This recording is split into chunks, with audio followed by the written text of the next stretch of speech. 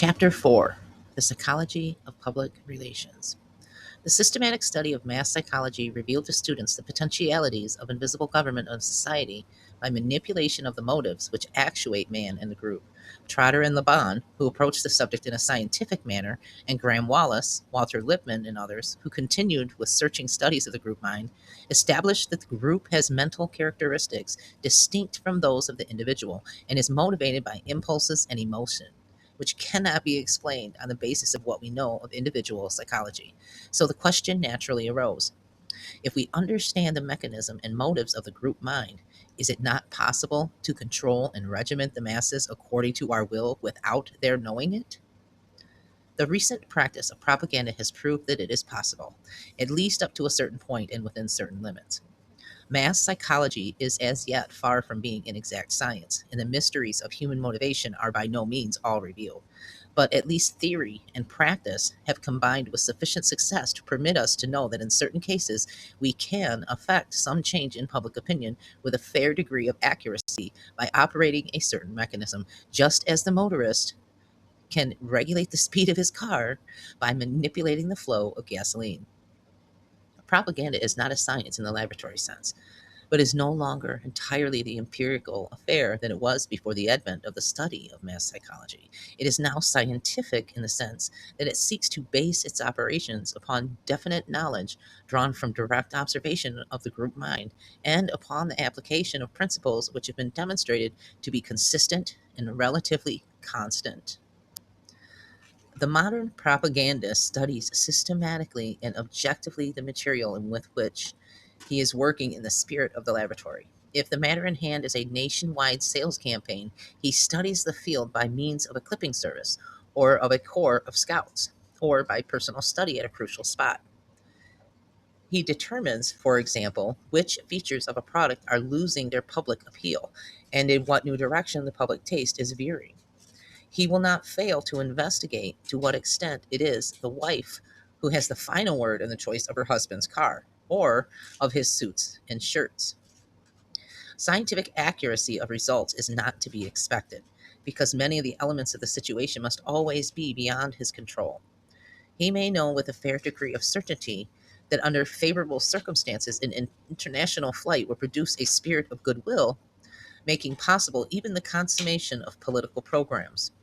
But he cannot be sure that some unexpected event will not overshadow this flight in the public interest, or that some other aviator may not do something more spectacular the day before. Even in his restricted field of public psychology, there must always be a wide margin of error.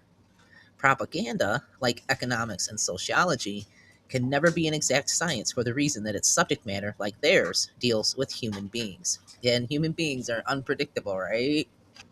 If you can influence the leaders, either with or without their conscious cooperation, you automatically influence the group which they sway.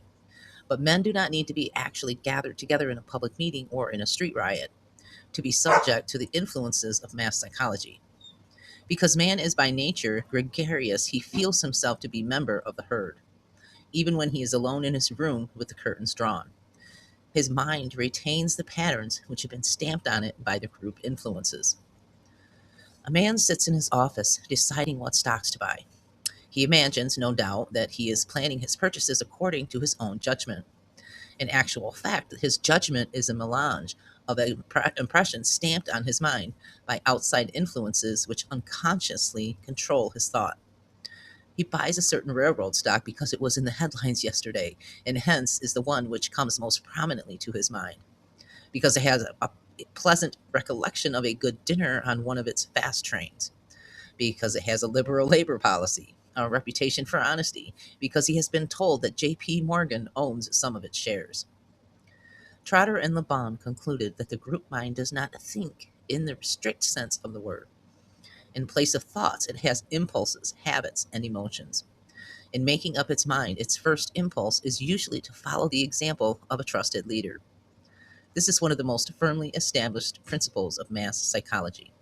It operates in establishing the rising or diminishing prestige of a summer resort, in causing a run on a bank or a panic on the stock exchange, in creating a bestseller or a box office success. But when the example of the leader is not at hand and the herd must think for itself, it does so by means of cliches, pat words, or images which stand for a whole group of ideas or experiences. Not many years ago, it was only necessary to tag a political candidate with the word interest to stampede millions of people into voting against him, because anything associated with the interests seemed necessarily corrupt. Recently, the word Bolshevik has performed a similar service for persons who wish to frighten the public away from a line of action. By playing upon an old cliche or manipulating a new one, the propagandist can sometimes swing a whole mass of group emotions. In Great Britain during the war, the evacuation hospitals came in for a considerable amount of criticism because of the summary way in which they handled their wounded. It was assumed by the public that a hospital gives prolonged and conscientious attention to its patients. When the name was changed to evacuation posts, the critical reaction vanished. No one expected more than an adequate emergency treatment from an institution so named. The cliche hospital was indelibly associated in the public mind with a certain picture. To persuade the public to discriminate between one type of hospital and another, to dissociate the cliche from the picture it evoked, would have been an impossible task. Instead, a new cliche automatically conditioned the public emotion toward these hospitals. Men are rarely aware of the real reason which motivates their actions. A man may believe that he buys a motor car because, after a careful study of the technical features of all makes on the market, he has concluded that this is the best. He is almost certainly fooling himself. He bought it, perhaps, because a friend whose financial acumen he respects bought one last week, or because his neighbors believed he was not able to afford a car of that class, or because its colors are those of his college fraternity. It is chiefly the psychologists of the school of Freud who have pointed out that many of man's thoughts and actions are compensatory substitutes for desires which he has been obliged to suppress. A thing may be desired not for its intrinsic worth or usefulness, but because he has unconsciously come to see it in a symbol of something else, the desire for which he is ashamed to admit to himself. A man buying a car may think he wants it for purposes of locomotion, whereas the fact may be that he would really prefer not to be burdened with it and would rather walk for the sake of his health. He may really want it because it is a symbol of social position, an evidence of his success in business, or a means of pleasing his wife. This general principle that men are very largely actuated by motives which they conceal from themselves is as true of mass as of individual psychology. It is evident that the successful propagandist must understand the true motives and not be content to accept the reasons which men give for what they do. It is not sufficient to understand only the mechanical structure of society, the groupings and cleavages and loyalties. An engineer may know all about the cylinders and pistons of a locomotive, but unless he knows how steam behaves under pressure, he cannot make his engine run. Human desires are the steam which makes the social machine work.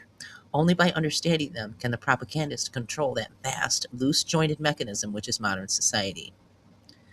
The old propagandist based his work on the mechanistic reaction psychology then in vogue in our colleges. This assumed that the human mind was merely an individual machine, a system of nerves and nerve centers, reacting with mechanical regularity to stimuli, like a helpless, will-less automaton. It was the special pleader's function to provide the stimulus which would cause the desired reaction in the individual purchaser. It was one of the doctrines of the reaction psychology that a certain stimulus, often repeated, would create a habit, or that the mere reiteration of an idea would create a conviction. Suppose the old type of salesmanship, acting for a meat packer, was seeking to increase the sale of bacon. Bacon. It would reiterate innumerable times in full page advertisements: eat more bacon, eat bacon because it is cheap, because it is good, because it gives you reserve energy. The newer salesmanship, understanding the group structure of society and the principles of mass psychology, would first ask, who is it that influences the eating habits of the public? The answer, obviously, is the physicians.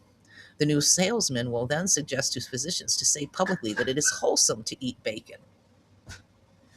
He knows as a mathematical certainty that large numbers of persons will follow the advice of their doctors because he understands the psychological relation of dependence of men upon their physicians. The old fashioned propagandist, using almost exclusively the appeal of the printed word, tried to persuade the individual reader to buy a definite article, immediately.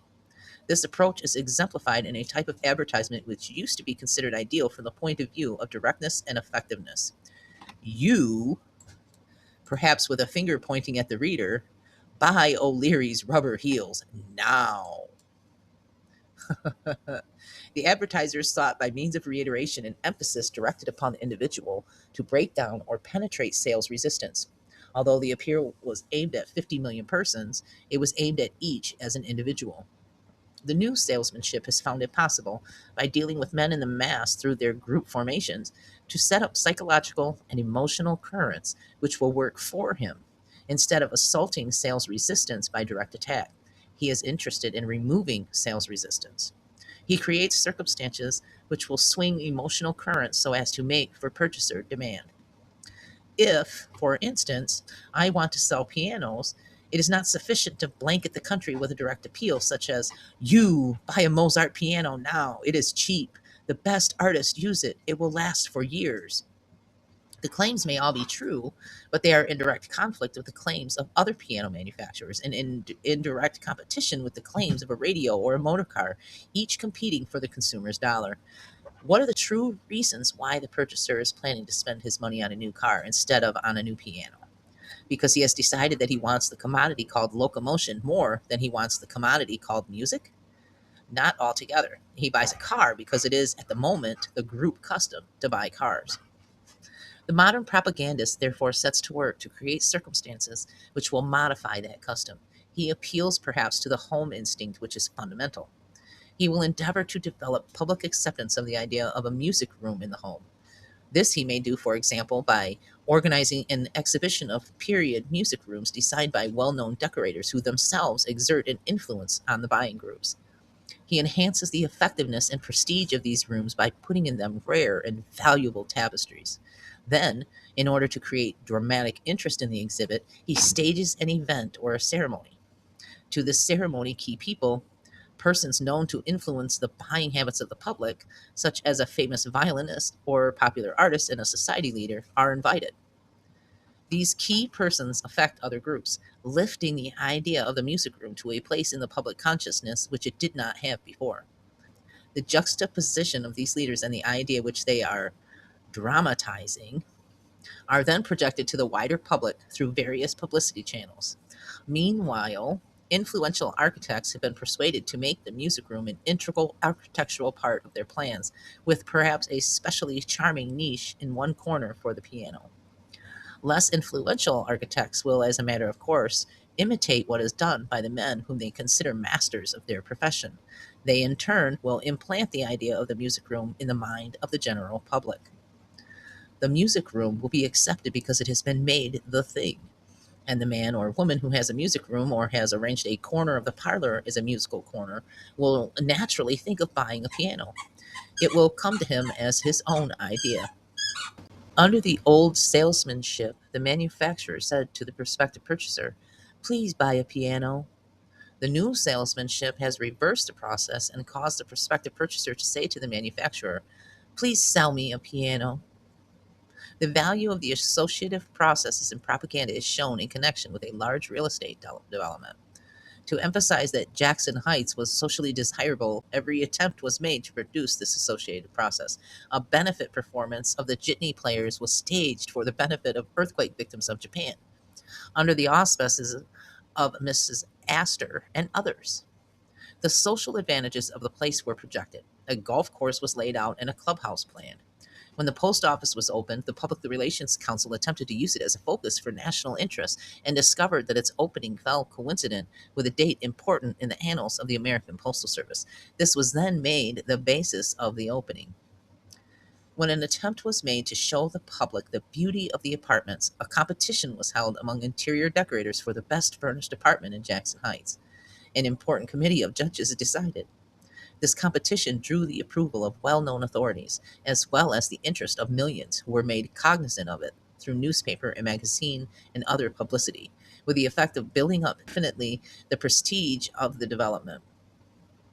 One of the most effective methods is the utilization of the group formation of modern society in order to spread ideas. An example of this is the nationwide competitions for sculpture in ivory soap. open to school children in certain age groups as well as professional sculptors. A sculptor of national reputation found ivory soap an excellent medium for sculpture. The Procter and Gamble company offered a series of prizes for the best sculpture in white soap. The contest was held under the auspices of the Art Center in New York City, an organization of high standing in the art world. School superintendents and teachers throughout the country were glad to encourage the movement as an educational aid for schools. Practice among school children as part of their art courses was stimulated. Contests were held between schools, between school districts, and between cities. Ivory soap was adaptable for sculpturing in the homes because mothers saved the shavings and the imperfect efforts for laundry purposes. The work itself was clean. The best pieces are selected from the local competitions for entry in the national contest. This is held annually at an important art gallery in New York, whose prestige, with that of the distinguished judges, establishes the contest as a serious art event. In the first of these national competitions, about 500 pieces of sculpture were entered. In the third, 2,500. And in the fourth, more than 4,000. If the carefully selected pieces were so numerous, it is evident that a vast number were sculptured during the year, and that a much greater number must have been made for practice purposes. The goodwill was greatly enhanced by the fact that this soap had become not merely the concern of the housewife, but also a matter of personal and intimate interest to her children. A number of familiar psychological motives were set in motion in the carrying out of this campaign. The aesthetic, the competitive, the gregarious, and much of the sculpturing was done in school groups, the snobbish, the impulse to follow the example of a recognized leader, the exhibitionist, and, last but by no means the least, the maternal. All these motives and group habits were put in concerted motion by the simple machinery of group leadership and authority. As if actuated by the pressure of a button, people began working for the client for the sake of the gratification obtained in the sculpture work itself. This point is most important in successful propaganda work. The leaders who lend their authority to any propaganda campaign will do so only if it can be made to touch their own interests. There must be a disinterested aspect of the propagandist's activities. In other words, it is one of the functions of the Public Relations Council to discover at what points his client's interests coincide with those of other individuals or groups. In the case of the soap sculpture competition, the distinguished artists and educators who sponsored the idea were glad to lend their services and their names because the competitions really promoted an interest which they had at heart, the cultivation of the aesthetic impulse among the younger generation. Such coincidence and overlapping of interest is as infinite as the interlacing of group formations themselves. For example, a railway wishes to develop its business. The Council on Public Relations makes a survey to discover at what points its interests coincide with those of its prospective customers. The company then establishes relations with chambers of commerce along its right of way and assists them in developing their communities. It helps them to secure new plants and industries for the town. It facilitates business through the dissemination of technical information. It is not merely a case of bestowing favors in the hope of receiving favors. These activities of the railroad, besides creating goodwill, actually promote growth on its right of way. The interests of the railroad and the communities through which it passes mutually interact and feed one another. In the same way, a bank institutes an investment service for the benefit of its customers in order that the latter may have more money to deposit with bank. Or a jewelry concern develops as insurance department to insure the jewels it sells in order to make the purchaser feel greater security in buying jewels. A baking company establishes an information service suggesting recipes for bread to encourage new uses for bread in the home. The ideas of the new propaganda are predicated on sound psychology based on enlightened self interest.